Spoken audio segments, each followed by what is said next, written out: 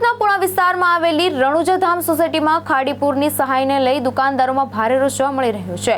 7મી તારીખે પડેલા ભારે વરસાદ બાદ સોસાયટીમાં આશરે 6 થી 7 ફૂટ જેટલું પાણી ભરાઈ ગયું હતું, જેને કારણે સ્થાનિકો અને દુકાનદારોને મોટા પાયે નુકસાન થયું હતું। પૂરની ઘટનાને 1 મહિનો વીતી ગયો હોવા છતાં નુકસાનગ્રસ્ત દુકાનદારોનો આક્ષેપ છે કે ઓનલાઈન ફોર્મ અને જરૂરી પ્રક્રિયા પૂર્ણ કર્યા બાદ પણ તેમને સહાય મળી નથી।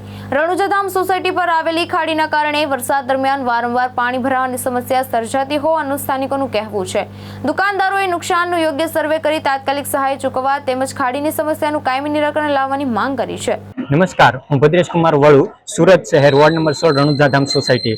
આપણે સૌ જાણીએ છીએ કે 7 જુલાઈની રોજ આપણે સામાન્ય વરસાદ આવ્યો હતો, છતાં પણ તંત્રની બેદરકારીના કારણે આપણે ખાડી પૂરનો સામનો કર્યો હતો, જેમાં ત્યારબાદ ગુજરાત સરકાર દ્વારા 2 આર્થિક પેકેજો જાહેર કરવામાં આવ્યા હતા, જેમાં 6800નું કેશ ડોલ તેમજ વેપારીઓ માટે અલગથી સહાય રજૂઆત કરવામાં આવી હતી। આપણે સૌ જાણીએ છીએ કે તંત્ર અને અધિકારીઓ દ્વારા 6800ના કેશ ડોલમાં કેશ હોવાના કારણે ઝડપી અને કાર્યક્ષમ રીતે કાર્ય કરવામાં આવ્યું અને ડોર ટુ ડોર તેનું નિવારણ પણ કરવામાં આવ્યું, પરંતુ વેપારીઓ માટે જે આર્થિક સહાય જાહેર કરવામાં આવી હતી તેમાં અત્યારે નિષ્ક્રિયતા જોવા મળી રહી છે। અમલીકરણમાં ખૂબ જ વિલંબ કરવામાં આવી રહ્યો છે અને આપણે આવડે આવેદન ઓનલાઈન કરવાનું હોય છે જે વેપારીઓ માટે જે સહાય જાહેર કરવામાં આવી છે, તેમાં વેપારીઓ તકનીકી મુશ્કેલીઓનો સામનો કરી રહ્યા છે, તેમજ જેમણે પણ ઓનલાઈન આવેદન આપી દીધું છે તેઓનો પણ હજી સુધી 1 મહિનો થઈ ગયો છે આવડી આ જે સ્કીમ છે તેમાં, તો પણ તેમનું નિવારણ કરવામાં આવ્યું નથી। તો ગુજરાત સરકાર તેમજ મુખ્યમંત્રી અને નાયબ મુખ્યમંત્રી હર્ષ સંઘવીને એટલું જ રજૂઆત છે કે આવડું આ જે સહાય પેકેજ જાહેર કર્યું છે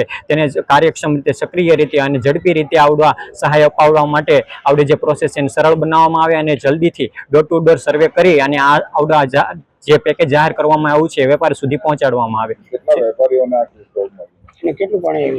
આ વિસ્તારમાં આપણે આશરે 6 ફૂટ જેટલું પાણી આવ્યું હતું। કેટલા વેપારીઓ છે? આવડી આ સોસાયટીમાં ઓછામાં ઓછા 60 થી વધુ વેપારીઓ છે। તેવી જ રીતે આખા વિસ્તારમાં ઘણા લોકો છે જે ટેક્સટાઇલ સાથે જોડાયેલા છે, તેમજ દુકાનોમાં પોતાનું ઘર વખરો અને સામાન્ય દુકાન ચલાવી રહ્યા છે, તેમને ખૂબ જ નુકસાન થયું છે। ભાવેશ ઉપાધ્યાય, દ્રષ્ટિકોણ ન્યૂઝ, સુરત।